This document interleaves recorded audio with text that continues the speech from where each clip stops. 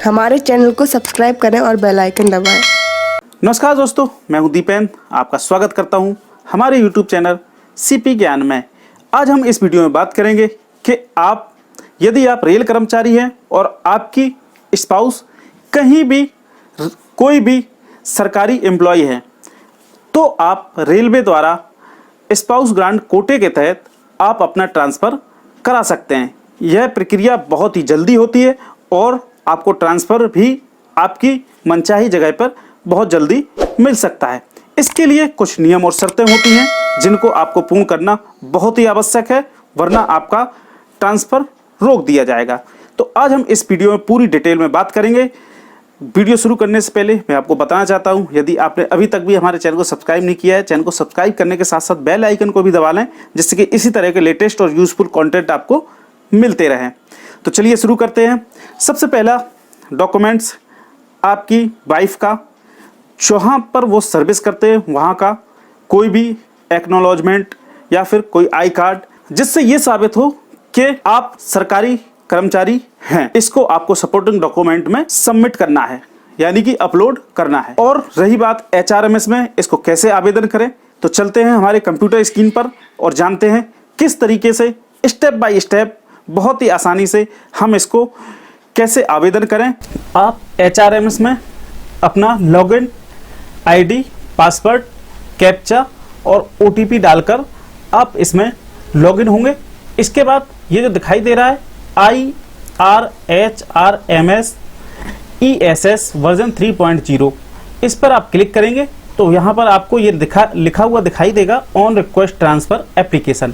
जैसे ही आप इस पर क्लिक करेंगे तो आपके पास ये इस तरीके से खुल के आ जाएगा। इसी में आपको स्पाउस ग्रांट ट्रांसफ़र की एप्लीकेशन सबमिट करनी है। नई एप्लीकेशन के लिए हम यहाँ न्यू एप्लीकेशन जो लिखा हुआ है हम इस पर क्लिक करेंगे।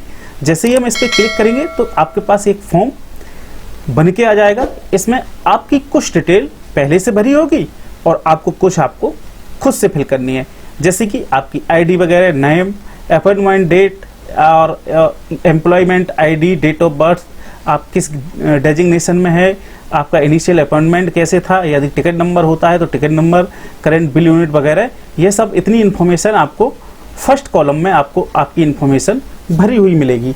और यदि आपको इनमें से कोई भी इन्फॉर्मेशन गलत मिलती है तो आप इसको ऑनलाइन जाकर बदल सकते हैं, जिसमें कुछ टाइम भी लगता है, या फिर आप अपने डीलिंग क्लर्क से इसके बारे में बात करके भी चेंज कर सकते हैं। इसके बाद हम आएंगे सेकंड वाले कॉलम में। सेकंड कॉलम में आएंगे ट्रांसफ़र स्विच टू।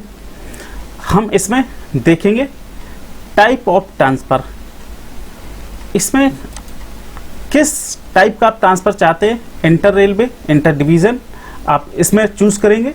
इसके बाद रेलवे जोन, आप किस जोन में जाना चाहते हैं, आप इसमें बहुत सारे पूरे इंडियन रेलवे के जितने भी जोन हैं वो शहर इसमें दिए हुए हैं, आप कोई एक सिलेक्ट करेंगे।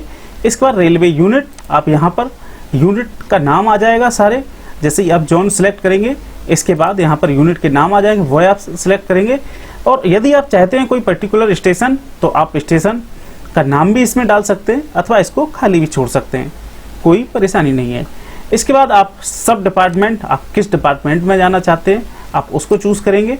इसके बाद एम्प्लॉय सेल्फ फ़ोटो JPG और PNG, आप अपना रिसेंटली खिंचवाया हुआ फ़ोटो आप इस पर अपलोड करेंगे।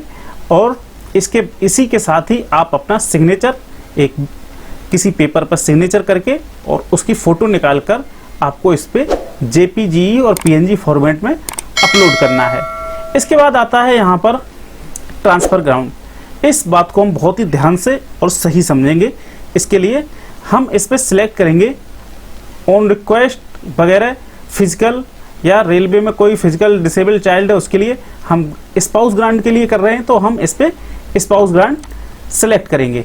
स्पाउस ग्रांट सेलेक्ट करने के बाद आपको यहाँ पर चूज़ फाइल पर वह डॉक्यूमेंट, सपोर्टिंग डॉक्यूमेंट जो लिखा हुआ है वह डॉक्यूमेंट लगाना है, जिससे यह साबित हो कि आपके स्पाउस कहीं सरकारी नौकरी करते हैं। यानी कि वहाँ का ID कार्ड भी हो सकता है या एक्नॉलेजमेंट भी हो सकता है, या वहाँ से कुछ नहीं है तो आप फ़ोटो पर वहाँ के किसी ऑफिसर से साइन करवा कर यह घोषणा पत्र, प्रमाण पत्र इस तरीके से, जिससे ये साबित हो कि आपके स्पाउस कहीं सरकारी कर्मचारी हैं। इसके बाद उसको भी आपको JPG PNG फॉर्मेट में ही अपलोड करना है। इसके बाद हम तीसरे कॉलम में आते हैं कम्युनिकेशन डिटेल पर। इसमें आपकी कम्युनिकेशन डिटेल, मोबाइल नंबर वगैरह पहले से ही भरा होगा, जो कि आपने HRMS में पहले से दिया रहा होगा। Click on the icon to check for incoming employ for your unit. इसके बारे में हम थोड़ी देर में बात करते हैं। और चेक ऑन बॉक्स, हम यह सारी शर्तें दी गई हैं, आप वहाँ पर किस प्रकार से वहाँ पर ज्वाइनिंग ले सकते हैं, ये सारी शर्तों को आप पढ़ेंगे, डिक्लेरेशन देंगे कि मैं इन शर्तों को पूर्ण करता हूँ, यानी कि आपको बॉटम सीनियरिटी में रखा जाएगा। इस तरीके से ये सब इसमें लिखा हुआ है।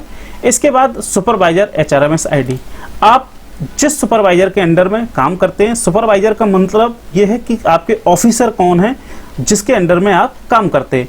उस ऑफिसर का यहाँ पे जैसे ही आप नाम डालेंगे तो उनका यहाँ पर डेजिग्नेशन के साथ पूरा एक लिस्ट आ जाएगी, उसमें से आपके जो ऑफिसर हैं उनको आप सिलेक्ट करें।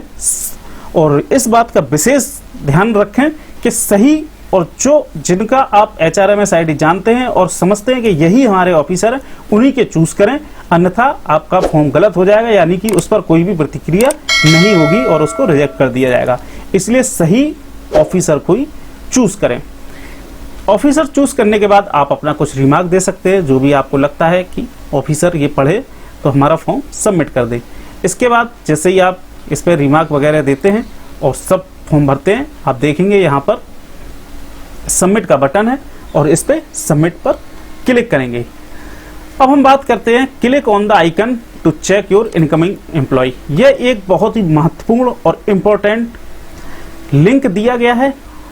आप जिस डिपार्टमेंट में जाना चाह रहे हैं वहां से यदि कोई कर्मचारी आपके डिपार्टमेंट में यानी आपके जोन में, आपके विभाग में आना चाहता है, वहां इस जगह पर उसकी पूरी इंफॉर्मेशन दी जाएगी। HRMS ID होगी, डिपार्टमेंट होगा, उसका डेजिग्नेशन होगा, किस जोन से आ रहा है, टू किस जोन को जाना है, उसका मोबाइल नंबर, ईमेल ID भी होगा। और आप अपना फॉर्म सबमिट करने से पहले आप ये जरूर सुनिश्चित कर लें कि जिस जगह का आप लगा रहे हैं रजिस्ट्रेशन, यानी कि जिस जगह का आप फॉर्म सबमिट कर रहे हैं, ट्रांसफ़र लेना चाह रहे हैं, वहाँ पर वैकेंसी हो और आप जो रेलवे के रूल्स हैं उनको आप फॉलो करते हो। इसके बाद आपका फॉर्म सबमिट हो जाएगा। आपके फॉर्म पर क्या प्रतिक्रिया हो रही है, वह फॉर्म कहाँ पर पहुँचा है, इसको जानने के लिए आप ऑन रिक्वेस्ट ट्रांसफ़र पर पुनः क्लिक करेंगे तो आपने जो एप्लीकेशन डाली थी उसका नंबर यहाँ दिखाई देगा, सबमिट कब किया था वो दिखाई देगा, आपकी ID, current unit, transfer station status.